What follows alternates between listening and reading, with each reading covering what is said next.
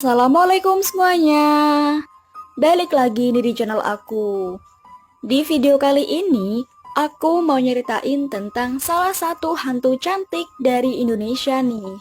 Tapi sebelum aku cerita, seperti biasa, buat teman-teman yang belum subscribe di channel aku, yuk langsung aja klik tombol subscribe-nya ya. Nah, sekarang aku mau cerita tentang asal-usul hantu jamu gendong.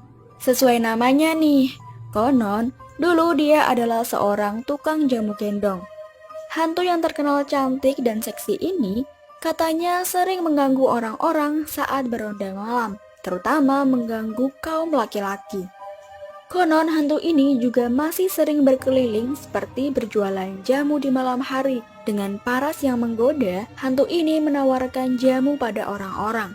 Sudah ada banyak korban juga yang ditemui hantu cantik tapi nyeremin ini. Penasaran gak sih kenapa penjual jamu ini bisa jadi hantu? Langsung aja kita simak ceritanya ya.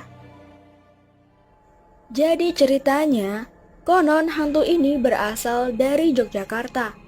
Dia adalah seorang wanita cantik yang mempunyai anak dan suami.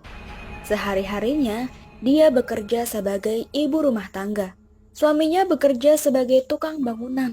Suatu hari, kecelakaan menimpa. Suaminya terjatuh dari lantai atas sebuah bangunan yang dikerjakannya, dan akhirnya meninggal dunia.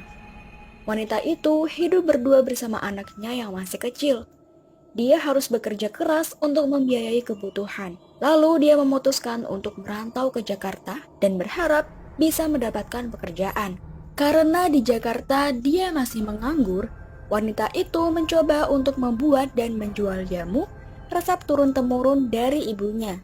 Alhasil, banyak yang suka pada jamunya. Setiap hari, dia berkeliling kompleks dengan berjalan kaki dan menggendong keranjang berisi beberapa jenis jamu. Karena jamunya enak, setiap hari selalu habis terjual.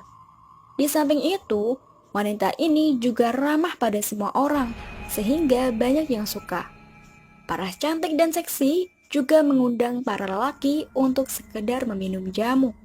Terkadang, dia juga masih berjualan sampai malam, karena kadang belum habis jamunya. Sampai di rumah pun, wanita ini juga masih harus mengolah bahan-bahan untuk dibuat jamu keesokan harinya.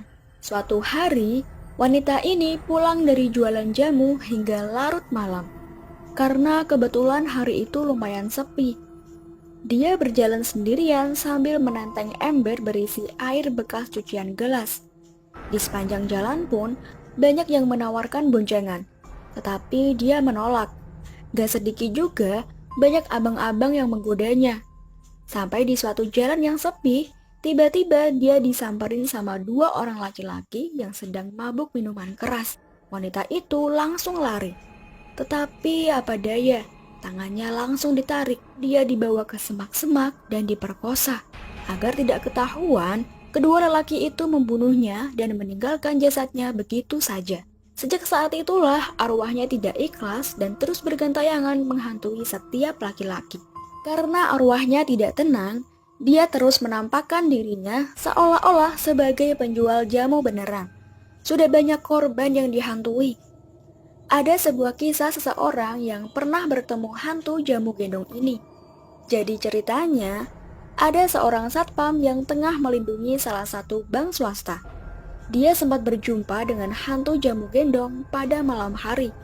Saat ada hantu ini lewat, satpam itu pun tidak berprasangka buruk sekalipun pada sosok itu. Lalu dia membeli serta meminum jamu pegalinu. Saat berjualan pun, sosok itu hanya diam dan tersenyum tanpa menjawabnya.